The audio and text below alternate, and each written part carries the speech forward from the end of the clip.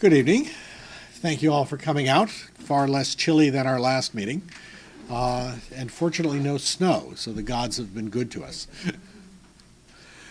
This is continuing our series on total recovery.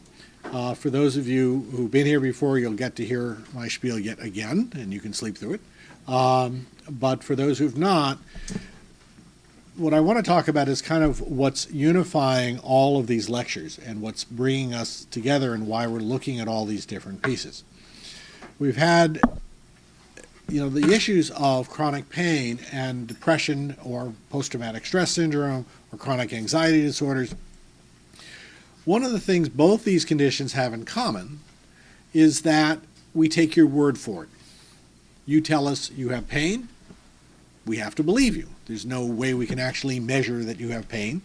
We may ask you to rate your pain on a scale of 1 to 10, but taking an x-ray will not necessarily confirm that you have pain. Indeed, if we look at the majority of people who have osteoarthritis, the x-rays may be horrible and they may not have any complaints whatsoever. And on the other hand, we'll have a number of people that we take a look at the x-rays and the x-rays are completely normal. The scans are completely normal, and yet they complain of fairly incapacitating, debilitating pain. Same thing with neuropsychiatric illness. You're depressed, we take your word for it by virtue of your actions and the way you respond to things. But there isn't a blood test we can do for it. There isn't a scan we can do for it, although that's not entirely true. There's actually some scans now being approved for being able to diagnose depression. But the question has always been what's been at the basis of this. The other part of the problem is these are huge problems. So we have, according to the Institute of Medicine's most recent report, 100 million people in this country. 100 million people in this country suffering with chronic pain. As far as depression or neuropsychiatric illness, it will affect approximately 17 million people over the course of their lifetime. These are big problems, and when they occur together, they're disasters. Our success rate in treating chronic pain and success rate in treating depression at best approaches about 48% in terms of our present therapeutic approaches. If these conditions occur together, our success rate at treating them is abysmal. By one study, 9%. Random. It is a zero success rate for all intents and purposes. And the problem has been a lack of understanding of the physiology of these conditions, and thus a lack of understanding of what the real targets are in order to improve these conditions. So, there we go. As life turns out, the evidence has been accumulating that the root of the problem is that both of these conditions, chronic pain conditions, also chronic fatigue, and most neuropsychiatric conditions in terms of depression, generalized anxiety disorders, bipolar disease, are at their basis neuroinflammatory. And at the basis of being neuroinflammatory, what drives neuroinflammation in the central nervous system is the hyperregulation of a little cell called the microglia. Microglia is part of the innate immune system in the central nervous system. It is the innate immune system in the central nervous system. And it is what drives inflammation for the most part in the central nervous system. And it's completely necessary to have this little guy around because if you get an infection in the system, it has to go after it and kill it. If you end up with trauma to the central nervous system, it initiates the repair process. The problem comes in is when you upregulate this guy too many times, he stays in a hyperreactive state and your brain stays in a hyperinflamed state. So my research has demonstrated that basically it's microglial activation that's at the basis of what's going on in most of these neuroinflammatory conditions. Well, okay. If we know that the microglia is at the basis of this, then the question is, what is it that will potentially set off the microglia?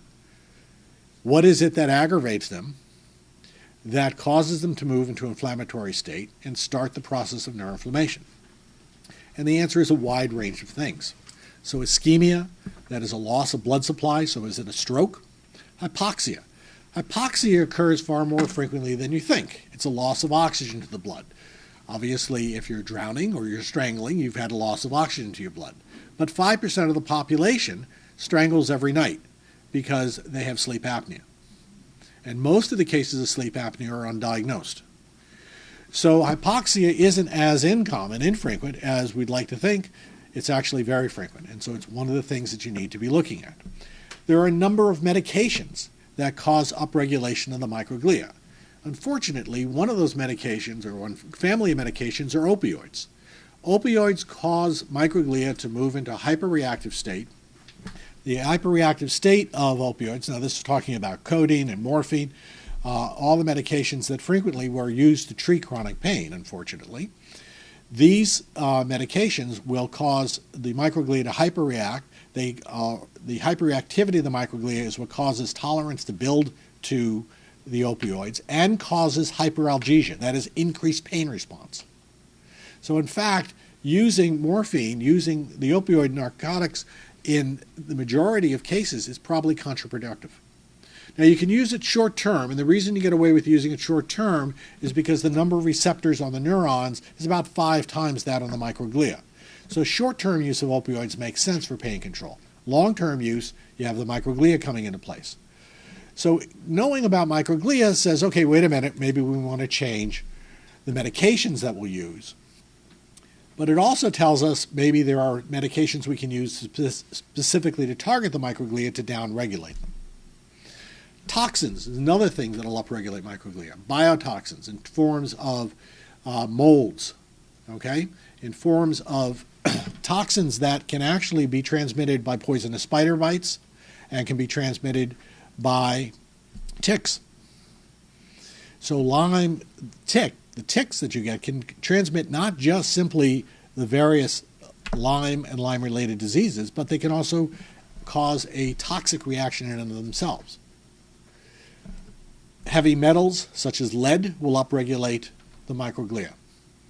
Trauma in terms of traumatic brain injury, trauma in terms of psychological trauma, will also upregulate the microglia.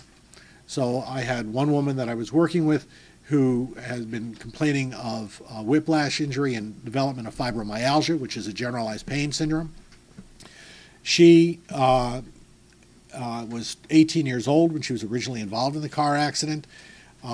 And the thing about microglial activity is that it's very unusual for a single event to set them off.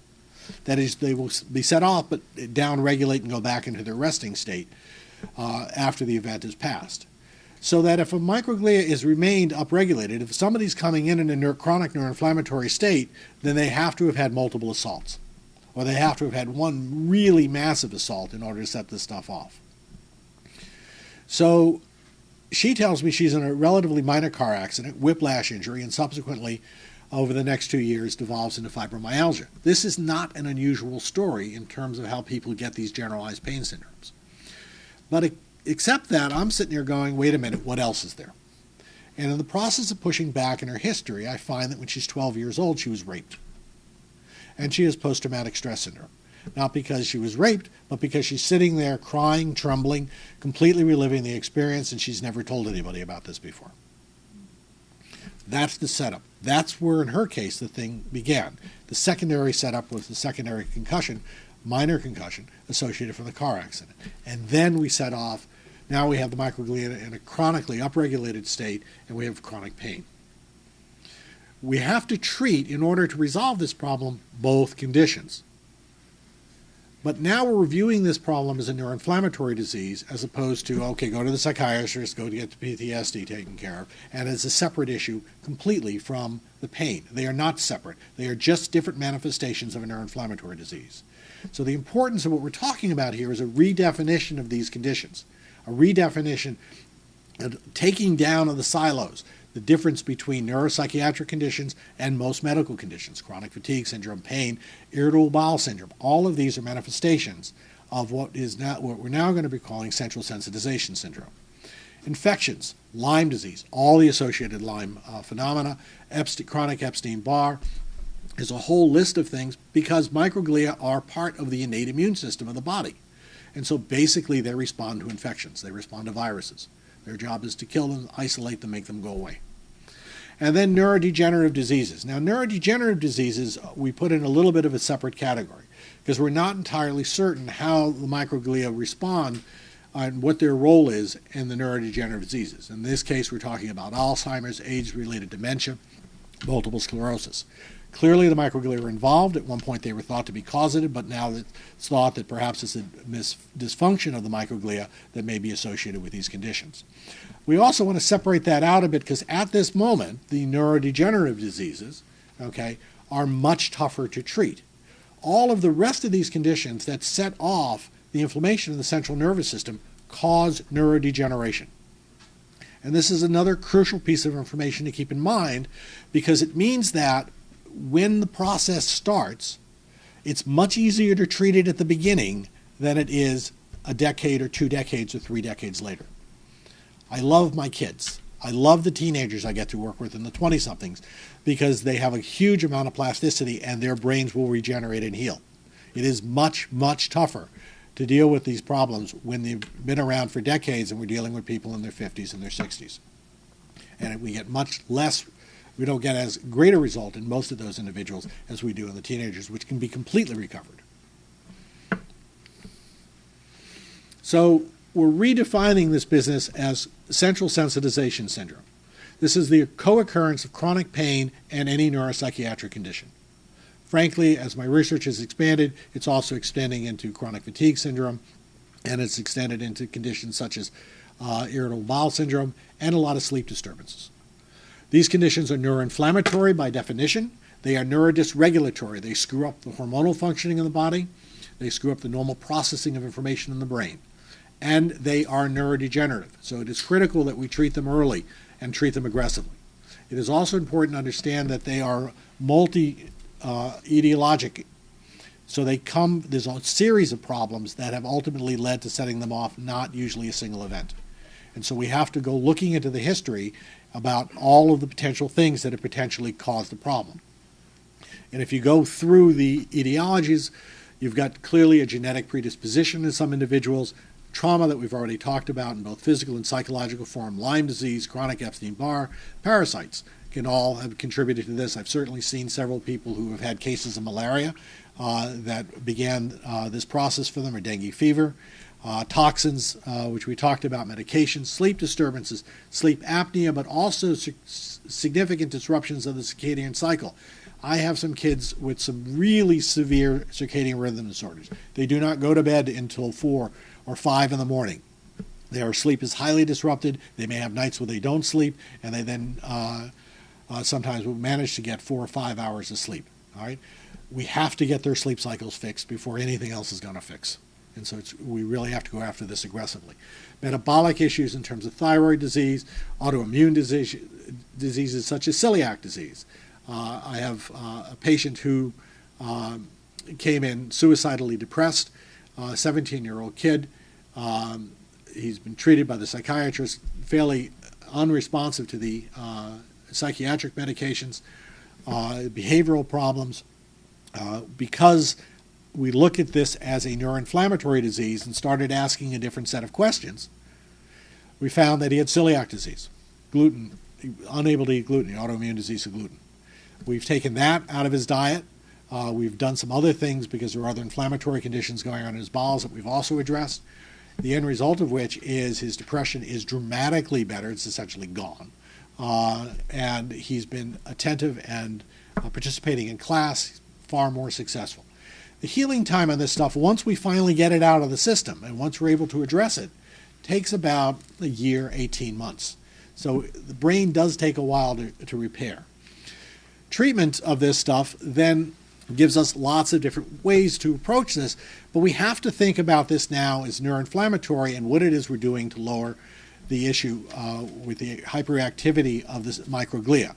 Meditation is one particularly effective way to actually reduce microglial activity and cause neuroregeneration. Jonathan Faust gave a wonderful lecture on that. Prolotherapy, regenerative medicine, this is all about, and David Luang talked about that on our last session, this is about addressing the musculoskeletal components of what's going on that continues with the pain generators. So pain will beget pain. Pain keeps the microglia inflamed as well. And so it's critical that we address any of the peripheral phenomena that are continuing to feed into the pain phenomena. Nutritional issues, huge topic. We're going to have our next lecture will be by Seth Kahn on March 6th. He's a bariatric specialist, nutritionist, so Seth will be addressing a great deal more on that. Sleep disorders, which we've already talked about, assessing medications. About 20% of women, by the way, will develop chronic pain and neuropsychiatric illness in menopause. Estrogen withdrawal is one of the things this is a consequence of estrogen withdrawal setting off these receptors. And so it's important in these women that we keep them on hormone replacement therapy. Acupuncture has been very effective in reducing these conditions, and we've seen functional MRI studies demonstrating this. Physiotherapy, again, addressing the whole issue of musculoskeletal input into this. Psychotherapy addressing the neuropsychiatric component of this. They need to go hand in glove, but you're now looking at this as a continuation on a spectrum as opposed to separate issues handled by separate practitioners. Exercise, extremely effective in neuroregeneration and downregulation of microglia, except that in people who have true chronic fatigue, one of the hallmarks of chronic fatigue is that they have non-regenerative, non-restorative exercise patterns. So if you have them exercise and they become exhausted after doing so, it'll be a day later, and that actually makes them considerably worse for several days or potentially weeks afterwards. So it's important in those people that you be very careful about how you prescribe your exercise patterns. So that's my book. It'll be published May 6th. It's being released by Rodale here. It's going to be published in England and in South Korea by 2 other publishers. And it will talk about everything that we're talking about here in this lecture series and lay out in much greater detail. The book is written for the lay people. It's not written specifically for physicians, though there's certainly enough research background in the book and citations in the book for physicians as well. So I hope you'll join me in celebrating when we get to release the book when it comes out. Not listed here, my error is HBOT, which is what we're going to be talking about tonight. And Dr. Sam Shor is a friend and colleague. Sam is a fellow of the American College of Physicians. He's a graduate of the Medical University of South Carolina. He's an associate clinical professor at George Washington University Healthcare Sciences. He became very interested and has written and researched on chronic fatigue starting in the late 80s, and this led him to seeing a bunch of patients with Lyme disease. He's very active in ILADS. He's given testimony before Congress and has served on advisory committees in the states with regards to Lyme disease. Sam is one of the true experts on Lyme in the country. He's been acknowledged on multiple occasions by his peers as a Washingtonian top doc and a Checkbook magazine. And he's been granted national recognition for his treatment of chronic fatigue syndrome, fibromyalgia, Lyme disease, and is published in a number of peer journals. Sam got interested in hyperbaric oxygen therapy as an extension of trying to find better answers for his patients that were not responding to other more conventional therapies. And he's done a huge amount of research in the process of bringing HBOT to his rest in practice. And we're privileged tonight to have Sam here to talk about that. So please give Sam a hand.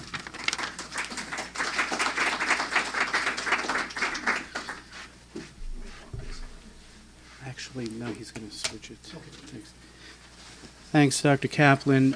It's a pleasure to take the opportunity to speak to you tonight. As Gary said, it's my interest, since I've been in practice since the mid-'80s, has been chronic fatigue, and it's been in the last 10 years or so that I became interested in the potential connection between Lyme disease and chronic fatigue and published a paper 3 years ago where I believe I provided evidence to support that the majority of the patients in the analysis that I provided in my practice who had international case-defined chronic fatigue syndrome with blood test negative Lyme disease actually had seronegative Lyme disease and responded to antimicrobials accordingly. And in my attempt, as Dr. Kaplan alluded, to manage sometimes very challenging patients, expanding our options, I became interested in hyperbaric oxygen, and that's takeoff of the talk tonight. Okay, so what I'm going to define first is what is HBOT, a slide or two over safety. Mechanisms of action, I think, are going to dovetail very much into what Dr. Kaplan alluded to in terms of inflammation and other factors that can be addressed with this modality. And then as an extension of that, what indications might be of value in considering this intervention. To begin with, you can see there are small monoplace where an individual slides in here, or multiplace chambers. Basically what we do is introduce 100% oxygen into the chamber that has the capacity to apply pressure. That's the hyperbaric. Baric is the pressure piece. And what we're trying to do in this setting is, this is what it normally looks like in the blood, where red blood cells are normally 97% saturated. So adding another 3% really isn't going to do very much. But what this technology does, it supersaturates the plasma. And that's what generates what we're going to be talking about later on. A couple of terms to define. ATA stands for atmosphere absolute. 1 ATA is room air. The chambers have the capacity to go to 3 ATA, or the equivalent of 66 feet below sea level. You're not really diving, but you're still in the chamber, but it feels that way. And what we're doing is, if you can see, 21% is what the normal saturation in room air that you and I are breathing here now. 1 ATA, as I said, is sea level. So the tension, oxygen tension, just for arguments, is 100. If we go to 100% oxygen, that increases it by 6.5-fold. If we do 100% at 2 ATA, or 33 feet below sea level, it increases it to 1,400. And at 3 ATA, we can increase the oxygen concentration by 22-fold compared to what we would breathe here today. The side effects, as you might imagine, because you're being put under pressure, are primarily related to pressure. So if you have difficulty, for example, flying in an airplane and accommodating to that pressure, that's an issue that needs to be addressed. That's clearly the most common, but even then, that's not all that common. Sinus pressure as well, and the other phenomena that can potentially occur are incredibly uncommon. The FDA has approved the following 13 indications, including decompression sickness, or the bends, which most people think about, among other conditions, including neurologic conditions and wound management. But that's not what we do. This is more of what we do, and that's what this talk is about primarily tonight. So I'm going to be talking about what Dr. Kaplan alluded to in the plasticity of the nervous system. When we were in training, we were led to believe that the nervous system was quite static. It couldn't really change. You damage the nervous system, a tincture of time, and then that's all you're left with. Well, in fact, this technology has proven that concept wrong in spades, and we'll talk about that. So we'll deal with a number of phenomena that I'll go over in detail, alluding to chronic fatigue, some GI, urologic conditions, and then we'll end up with Lyme disease discussion. So why does this matter? Well, among other things, this hypersaturation or hyperoxia, increased saturation concentration of oxygen, can turn on over 5,700 genes that can impact an upregulation in growth factors, decrease swelling, promote neural pathways, waking up sleeping nerves, and we'll talk about that in more detail, downregulating inflammation. Again, this dovetails into very much of what Dr. Kaplan was alluding to. So a major impact, the mechanism of action, is enhancing the healing. Antioxidant effects. Now, one of the concerns that many people have when they're first represented with this concept is, well, you're introducing all of this oxygen. Isn't that potentially dangerous? Because you can have toxic effects from oxygen and free radicals and reactive oxygen species that are highly charged and can be carcinogenic. Well, oddly enough, there's a concept called the hyperbaric oxygen paradox, which actually compensates for that very concern, such that the body's response to this environment of increased oxygen concentration is to produce more antioxidants. And that could be done in a number of ways, both enzymatic and non-enzymatic, Glutathione production, which is one of the most potent antioxidants known, is increased production as a result of this intervention. So that, in fact, the antioxidant response, many feel, may be as important, and perhaps in some cases more important, than the oxygen effects. And so that there are multiple factors that are playing a role in why this does what it does. They're alluded to decreased inflammation, and that certainly is an important factor in a number of conditions. So that a number of factors, as I've alluded to here, have been noted to be decreased as a result of this intervention. There's an improvement in mitochondrial function. Mitochondria are part of every cell. They're the powerhouse of every cell. And without the function, adequate function, that cell, that tissue, that system is not going to work properly. This has the capacity to improve that function. And I'll go into this in a little bit more detail, but very often there are stunned neurons whose mitochondria are only producing enough to survive, to stay alive, but not to function. This intervention has the capacity to turn them back on. That's the plasticity of the nervous system. And so that there is a neuroprotective effect of hyperbaric oxygen and brain injury mediated through this mitochondrial property. Protects against mitochondrial dysfunction, delaying motor neuron disease that we'll talk about in a moment. Promotes angiogenesis. That is the production of new blood vessels. So it improves the delivery of blood to tissue that may be damaged. And that is, by one mechanism, is an increase in something called VEGF, or vascular endothelial growth factor. Basically, it's a hormone that stimulates the body's ability to increase production of blood vessels. And there are a number of authors who support this concept. Fibroblasts, those are important cells in the healing process, in wound management, any wound. And other growth factors have been noted, and again, a number of authors support those concepts. So we talked in large part about the healing and the many mechanisms of action by which that can occur.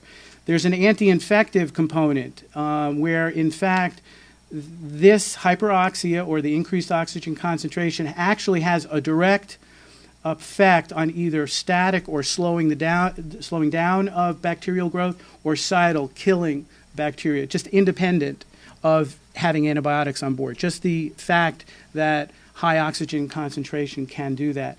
And that direct effect may, in fact, be related to these free radicals that we alluded to, but that bacteria don't like. And particularly anaerobic bacteria, those are bacteria that like to survive in a poor oxygen environment. This is that much more effective. But even bacteria that survive in an aerobic environment can also be impacted by this. It can improve white blood cell function, which are important for fighting infections as well. And one mechanism is phagocytosis, which is eating the bacteria that the white cells are doing. And interestingly, I alluded to the fact that mitochondria are important for the production of energy, and they are, but they're also important as host microbial in the host microbial interaction. So the fact that their function is being improved by this phenomenon contributes to our ability to fight the infections, the anti-infective component to it. And immune modulation, a number of factors have been noted to be beneficially altered. The nervous system is a really hallmark feature of, from my standpoint, of much of what it is that we treat. And we alluded to this plasticity. Well, why is it plastic? What is it that we're doing that allows this reversal of damage and disease? Recognizing that the brain is one of the heaviest oxygen consumers, accounting for 20% of all the oxygen consumed through our body. Yet, its generally oxygen levels are very low. And so that neurogenesis, or stimulation of nerve cell production, is an important feature. There's an increased activity of neuroprogenitor stem cells. In fact, in this study by Tom, the measurement of these stem cells was significantly increased after this treatment session with hyperbarics. So that in the rat model, hyperbaric oxygen promotes dramatic improvement in learning and memory, neurogenesis, affected by stimulated neural cell proliferation. And this is seen in adults as well, and Mito and others feel that this is an important mechanism of action for why this does what it does. So we need to think out of the box, which Dr. Kaplan has been doing for years, as many others ought to be doing that we're trying to do, and we come up with this paradigm. So we're talking about traumatic brain injury. Traumatic brain injury does not necessarily require loss of consciousness. It's very common. You can be in a car accident, just a fender bender, and your head just moves, jerks. That could be traumatic brain injury. It may not be enough to cause significant problems, but it might in the individual who's had other injuries or has other conditions to which Dr. Kaplan alluded as well. The folks who are at particular risk are the military, motor vehicle accidents, contact sports. And most diagnostic evaluations are normal. The clinical exam is normal. MRI, CT scans are usually normal. And when in the acute setting, it can manifest as a headache, slight confusion, and possible dizziness. But weeks later, you can begin having chronic headaches, cognitive difficulty, thinking, memory, attention deficits, mood swings, PTSD or not PTSD, but people coming back from Afghanistan and Iraq have tremendous, very often, adjustment issues coming back to family, very often because of this. There was a study done by Harch in 2011 using this treatment paradigm showing significant improvement in cognitive testing, quality of life measures using low, mild pressure hyperbarics. And he used this SPECT scanning, and you see these moth-eaten areas here. This was before the treatment. This is after the treatment. It's all been filled in. That's the plasticity of the brain. That's been improved by hyperbarics. We're involved in a study that is a multi-center trial. Dr. Cornish, who wave your hand up here, she's my partner, and I are involved in a multi-center trial using hyperbarics called NBR, National Brain Injury Rescue Rehabilitation. The entrance criteria are for traumatic brain injury and or post-traumatic stress disorder. And in this study, the preliminary findings of 33 soldiers using this ANAM, or Automated Neuropsych Assessment Metric, was able to show striking results with this intervention. And it's a busy graph, but let me try to piece it through to you. There are 6 sections, 6 blocks, and within each block there is a pre-deployment, there is a post-injury, there is a post-40 treatment and post another 40 or 80 treatments of hyperbarics, so that you can see where the person's functional capacity was before they were injured, after they were injured, after 40 treatments of hyperbarics, and then 80 treatments. You can see, for example, that in this setting, procedural reaction time, sample reaction time, in this setting, there was significant deterioration in reaction time, but the 40 treatments was better than pre-deployment, let alone 80 treatments, which was double pre-deployment, double his normal. Pretty incredible. And that there were no complications or adverse events. Every patient improved, was durable. Earlier you treat, the better, and the more severe, you need more. Post-traumatic stress disorder, Dr. Kaplan alluded to the fact that there's inflammation, and in fact this is a study in 2004 that showed a marker of inflammation in women in relation to PTSD. So if you think about the HBOT has the capacity to act as an anti-inflammatory, that is presumably one of the mechanisms by which this helps.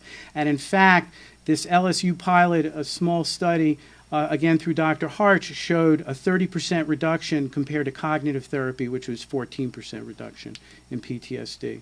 The chronic post-stroke state, Dr. Efrati from Israel published this earlier this year, taking folks as far out as 36 months from stroke.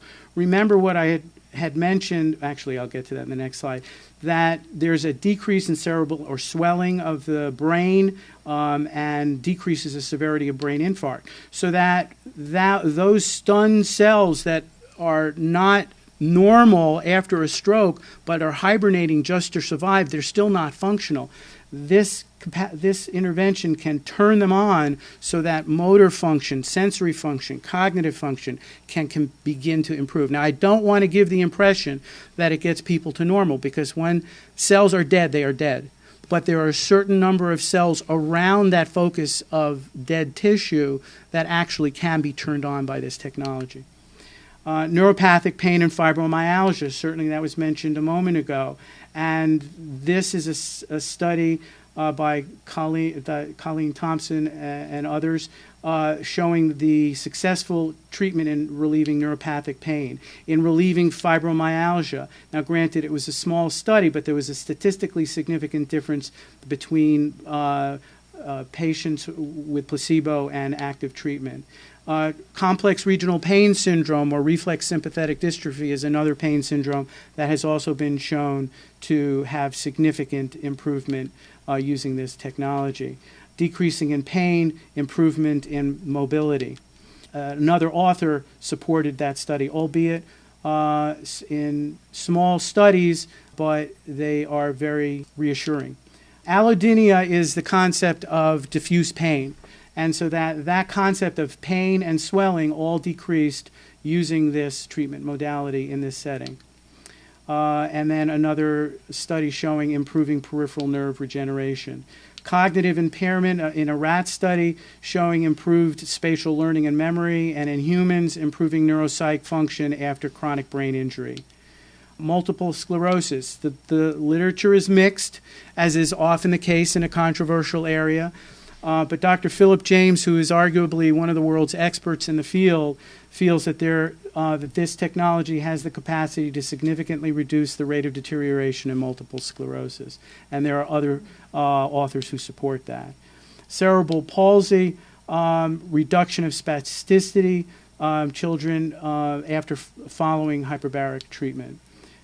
Moving into the next category in miscellaneous, in fatigue, there was actually a study, again, albeit a small group of people, using chronic fatigue syndrome, whereby there were statistically significant improvements on all of the parameters and metrics that were used in terms of quality of life scores. Gastrointestinal inflammation, again, this is an anti-inflammatory process. So severe ulcerative colitis, in Crohn's disease, this has the potential capacity to help. In orthopedics, radionecrosis is the phenomenon when people get radiation for a tumor, for example, and there's destruction of bone. This technology has the potential to reverse some of that abnormality. Bisphosphonate-induced osteonecrosis, it's certain medications are used in cancer by intravenous that can also cause the metabolism of bone to be abnormal and to start breaking down, and this technology has the potential to reverse that. Avascular necrosis is the condition where there's impaired blood flow to a joint, particularly the hip is often affected, and this potentially can improve that. And if you think about improving oxygen, improving blood vessel growth into those areas, it makes sense. Soft tissue injury, there was a study done in soccer players in England where there was a one-third the recovery in the folks who were treated with hyperbaric compared to standard treatment. Urologic conditions, interstitial cystitis is a condition of very significant bladder pain, frequency, urgency, and there are a number of studies that have shown that, again, this is an inflammatory process, that this condition can be significantly improved with hyperbarics. And providing a durable relief in the management also of radiation-induced bladder inflammation.